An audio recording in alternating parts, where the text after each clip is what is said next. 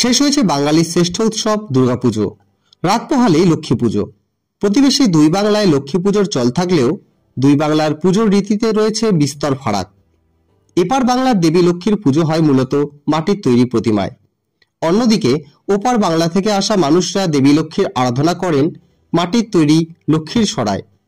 সময়ের সঙ্গে সঙ্গে ওপারের মানুষদের মধ্যে অনেকেই লক্ষ্মীর সরার বদলে বর্তমানে মাটির তৈরি প্রতিমায় কোজাগরী লক্ষ্মী পুজোর আয়োজন করে আসছেন।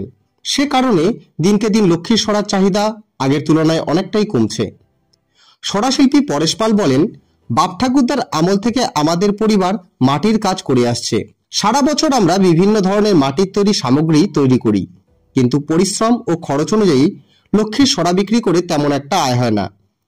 একটি লক্ষ্মী সরা বিক্রি হয় 40 থেকে 60 টাকা দরে। দিন দিন মাটি ও রঙের দাম বৃদ্ধি পাচ্ছে, তাই কতটা উপার্জন হয় তা নিয়ে মনে সংশয় রয়েছে।